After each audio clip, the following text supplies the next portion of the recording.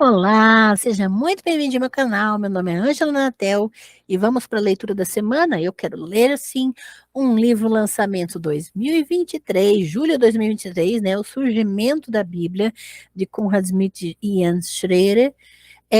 Esses dois autores eu tive a oportunidade de fazer um seminário internacional em 2020, né, online com eles, em que eles transmitiram para nós durante uma semana de aulas, né, aulas o dia todo, o conteúdo desse material que foi agora publicado em 2023 pela editora Vozes e junto com a editora Sinodal.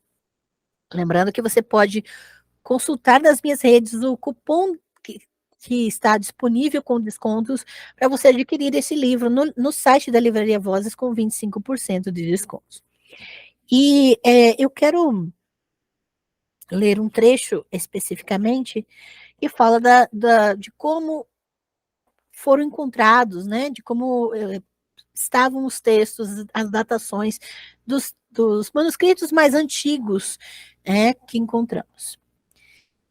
As mais antigas testemunhas do texto grego da Bíblia são os códices da Septuaginta dos séculos 4 e 5, o Código Sinaítico e o Códice Alexandrino e o Códice Vaticano.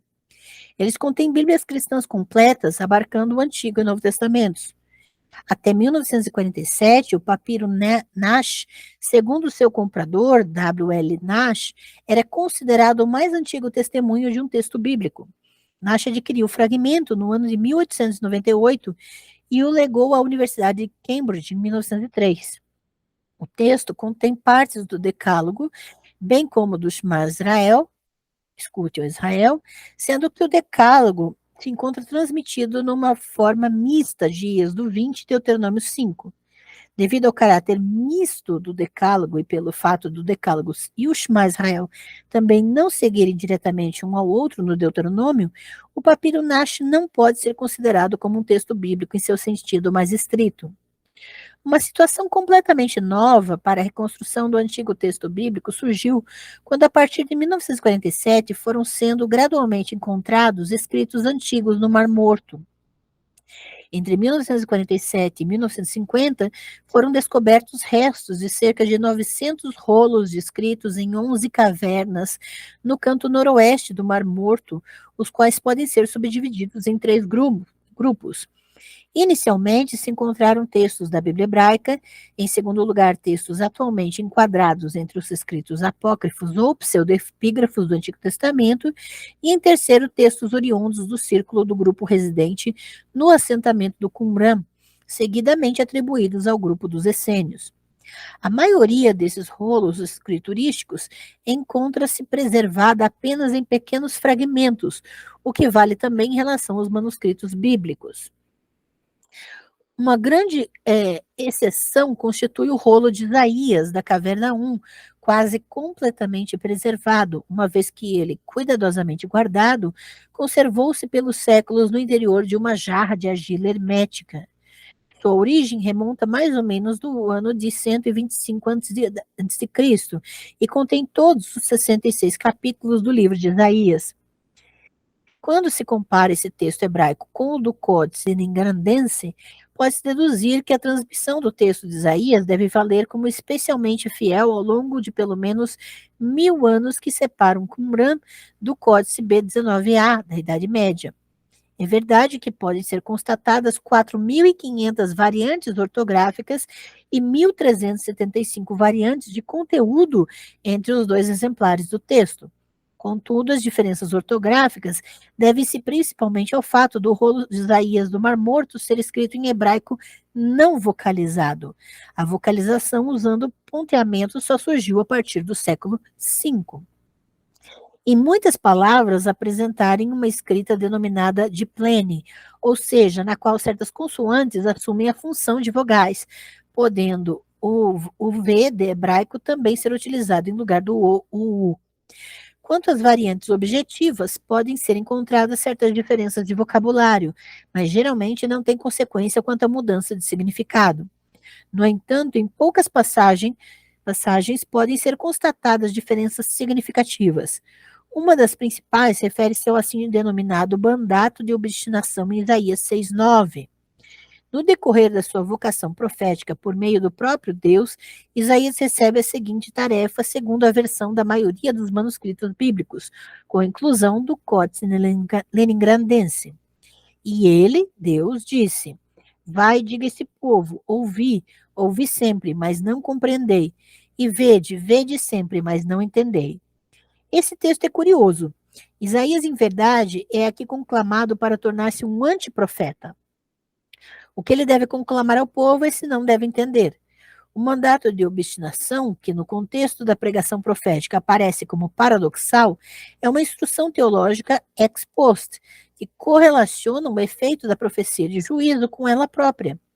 Assim, cria-se uma impressão de que, desde o início, a rejeição da profecia de juízo pelos ouvintes de Isaías 6,9 tinha sido, assim, intencionada, ou pelo menos prevista. No rolo de Isaías do Mar Morto, porém, Isaías 6,9 apresenta outro conteúdo. E ele, Deus disse, vai e diz a esse povo, ouvi sempre, a fim de que assimileis, e vede sempre, a fim de que compreendais. No hebraico, essa diferença pode ser alcançada pela substituição de um único vocábulo. No Códice B19, a consta veal e não, enquanto que no rolo de Isaías, de Qumran, veal e a fim de que. Por razões de conteúdo, é muito mais provável que o Códice Leningrandense da Idade Média tenha conservado a leitura original, enquanto o rolo de Isaías de Qumran apresenta uma correção desse original. Sua leitura representa um polimento teológico, já que é mais fácil explicar o surgimento de uma declaração simples a partir de outra difícil do que o contrário. Esse caso mostra que a realidade de um manuscrito ainda não diz nada sobre a qualidade de sua transmissão textual. Textos bíblicos da época anterior aos achados dos escritos do Mar Morto lamentavelmente não se conservaram. Os manuscritos mais antigos de Daniel, encontrados em Qumran, estão a apenas algumas décadas dos textos mais recentes do livro bíblico de Daniel, mas também nesse caso não há nenhum ponto de intersecção.